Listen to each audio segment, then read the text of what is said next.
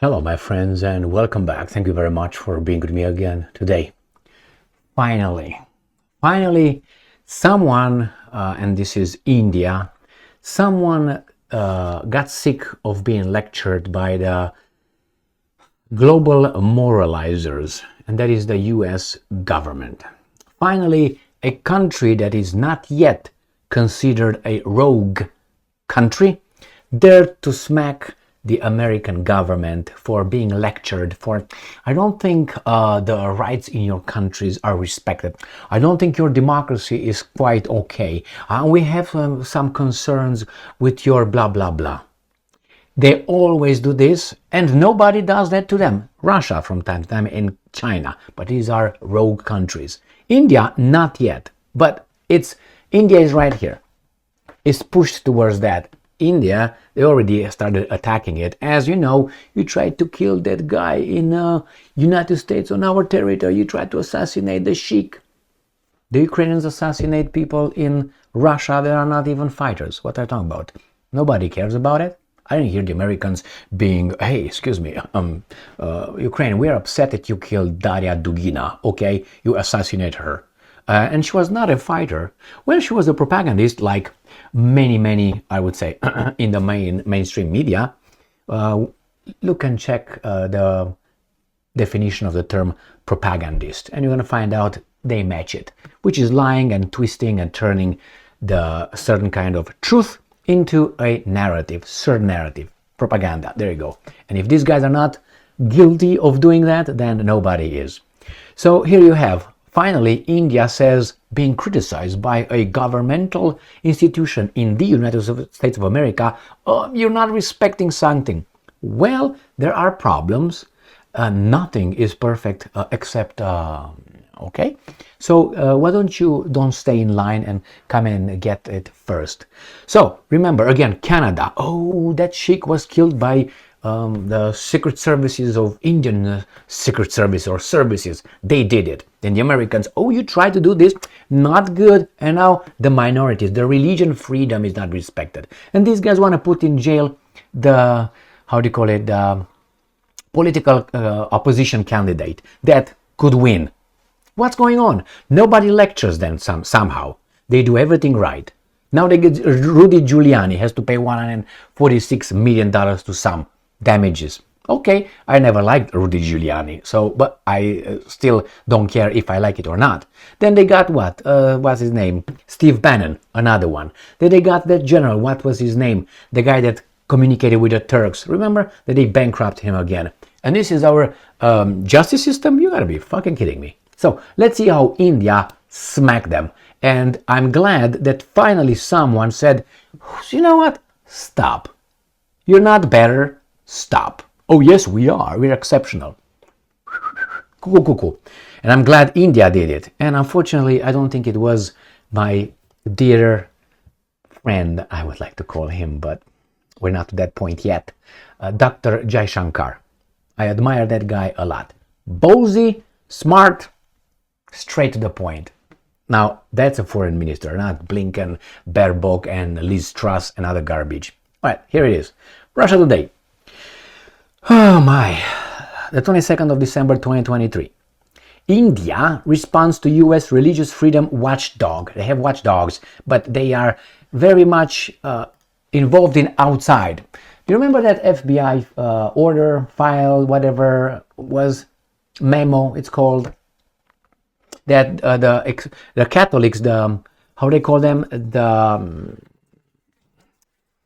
I can't remember the term. The Catholics, the serious Catholics, what do you know what I mean? The fundamental Catholics, they are extremists and they should be watched. Remember when FBI did that? You can find it online. But hey, religious freedom in the United States of America, just like that. Jesus Christ, man. Now, don't get me wrong. If there are things that don't work okay, we can work and improve them. I'm all for that. But I don't like when someone who has his pants with a big hole in them comes and say, hey, excuse me, you didn't match your socks and your shoes. The color, you didn't match them. You go and sew your little pants and then come and talk to me. Or at least do that while you're criticizing me and Listen to what I'm saying too. No, we are perfect. All right, finally we get to the article, don't we? New Delhi has reacted to a US government agency's latest accusation that it is trying to silence religious minorities. The United States tries to destabilize and maybe overthrow Modi's government. That's what I think it happens. Since when? Since India declined to join the sanctions fucked up wagon to destroy Russia. That's exactly what happened with Imran Khan, the former Prime Minister of Pakistan. The exact thing. No confidence vote, bang, out. And now where is Imran Khan? In prison. In prison. He might not be allowed to run for prime minister. He can't do that. Sounds familiar, America? Well, if they deserve, yeah, okay. How about Marine Le Pen? They try to do the same thing to Marine Le Pen. Sounds familiar, America? What about Alternative für Deutschland? What about that? Sounds familiar, America and Deutschland, free world. All right, let's go back to these guys. Don't get me wrong. There are a lot of things to be fixed, but start with your fucking backyard and then look at the neighbors. That's what bothers me. Indian Foreign Ministry spokesman Arindam Bagchi has dismissed, like, beat it, play at a different table, a warning issued, oh my god, these guys warn you guys in India, issued by the US Commission on International Religious Freedom, which urged President Biden to designate India and I'm quoting, country of particular concern, last week citing its alleged efforts to silence activists, journalists, and lawyers abroad. But you're doing inside of your country exactly the same thing. Do I need to call, what's his name? Oh my God. The guy they ran out with kinds of like rehabilitated, Alex Jones. What about that? And many others.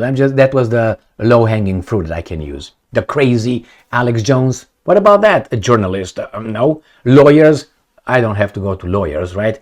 What's the guy's name? The old guy who SWAT team shows at 5 o'clock. One of Trump's associate. I can't remember his name. He's old. He was in his boxers. CNN was ready. Remember the story about 2 years ago? I can't remember his name. Not very important, but if someone challenges me, just do 2 clicks and you're going to find him. Tucker Carlson talked about this guy, and he had a gag order. They didn't find anything. But anyway, they tried to bankrupt the guy. I think they succeeded.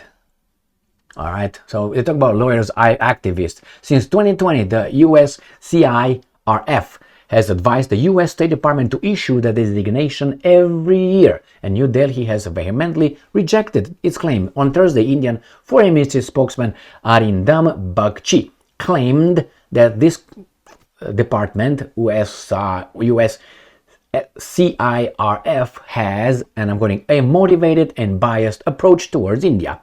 And I'm quoting, you have seen it a number of times in the past. Bagchi said during a press conference on Thursday, and I'm quoting again, I would therefore not like to give their comments any particular weight or consideration.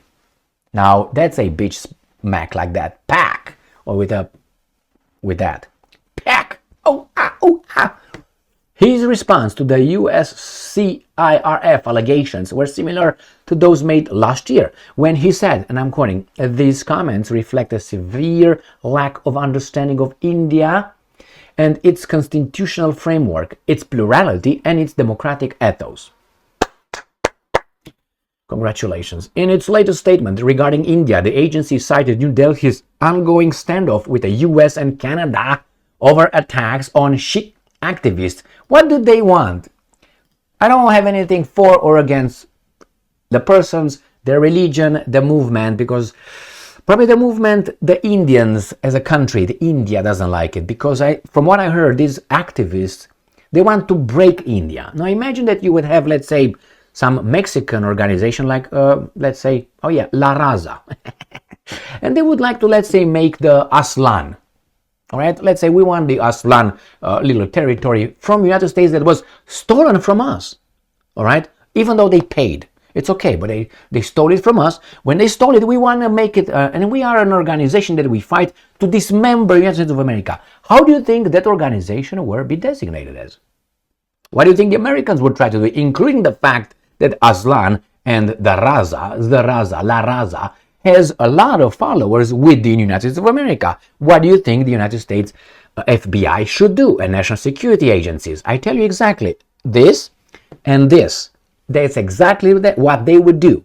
So what the fuck are you talking about? That's common practice. And believe me, if they get too dirty, they will send a few CIA individuals to talk to them.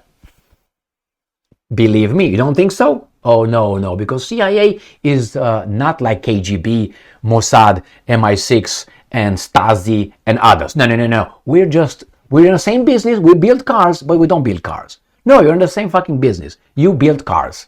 The same. CIA is in that business. Keep us safe abroad. And they will apply anything that they would need to keep us safe. Remember those, how they call them, rendition places? What they're called? They were abducting, they were kidnapping people in Europe, citizens in Europe, getting in this dark, I can't remember how they call it, black, not holes, black something, if that was the term, and they were just giving them some water because they figured out the guys were very thirsty. But then they were, where is it, motherfucker? Tell me, give them more water, god damn it, give them a hose here, not bring it up.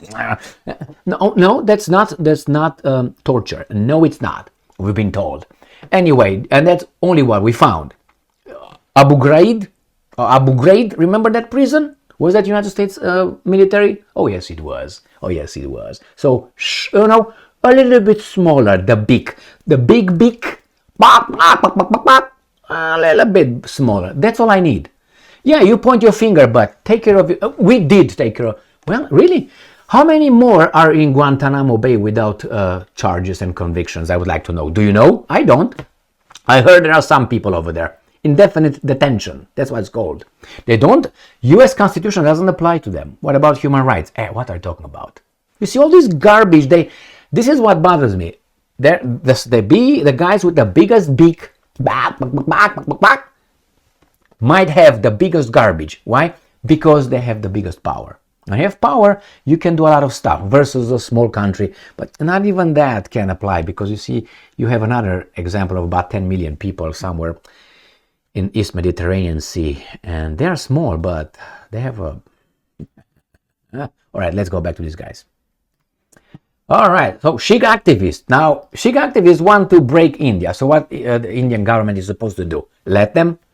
Promoting the Khalistan secessionist movement. You know what secessionist movement is? Breaking away. As a matter, Aslan La Raza, by the way. If you don't know what it is, just look into it, please.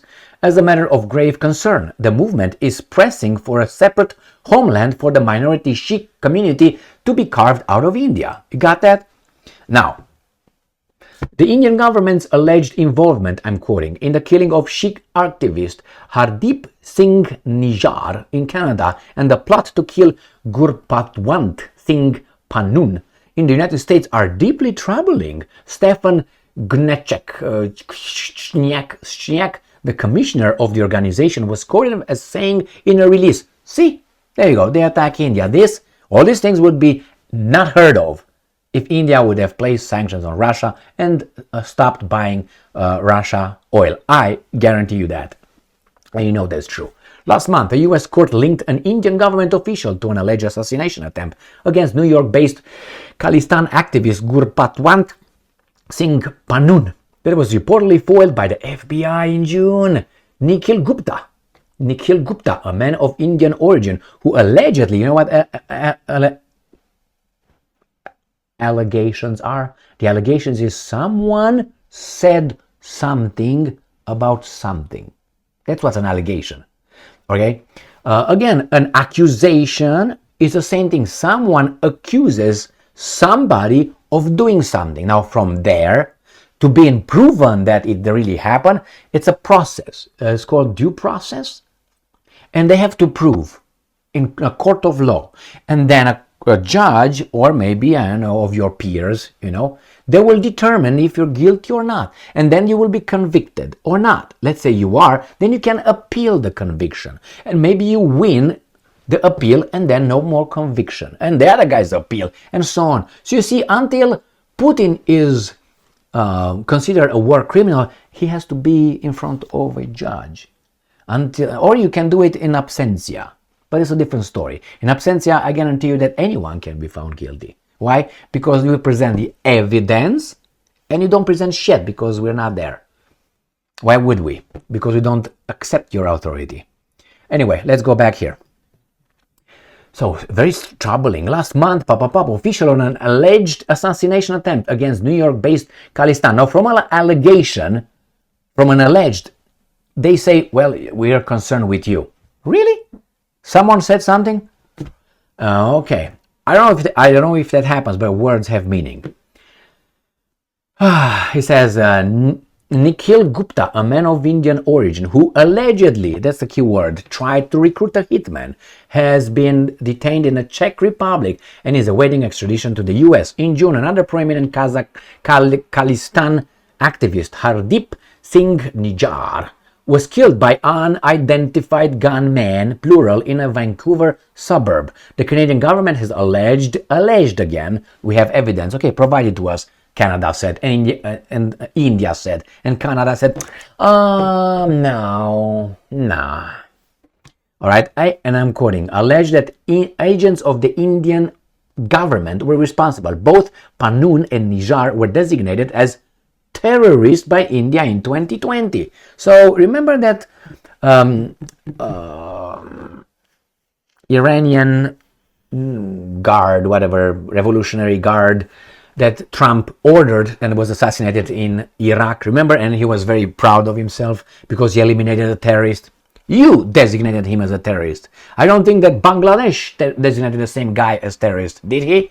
Or did they? So if they didn't, why did the United States of America have the authority to designate him? So remember, if tomorrow the United States of America says, this is a terrorist, what are you going to do?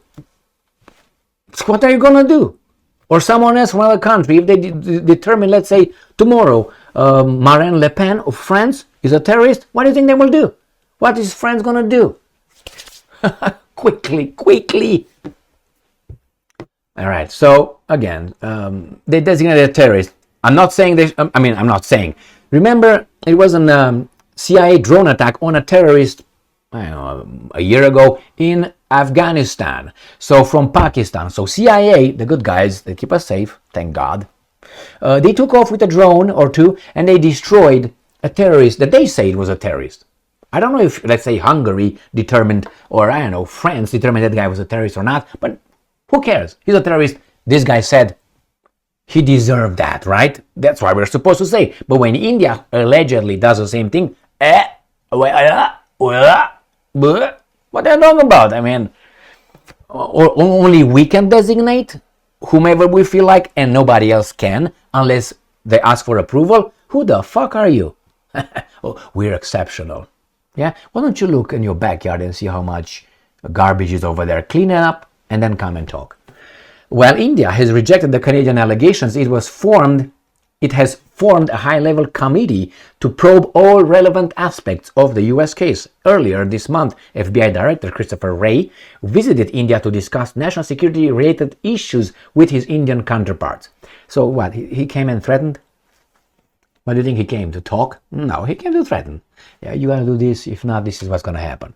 And these guys want to destabilize India for the reason I already provide you. And India is not a country like, can be just moved like that. And they don't like it. They don't like it. And these guys are surprised that India dares to do. And I guarantee you that if Indian government doesn't succumb to these guys' blackmail threats and overt, I think, regime change, fomenting problems in India, I guarantee you that pretty soon we're going to find out the US designating India as something. Country of concern, not a partner, not going to say enemy yet. Not a partner, a bad country, bad dude, we're going to maybe impose some sanctions a little bit.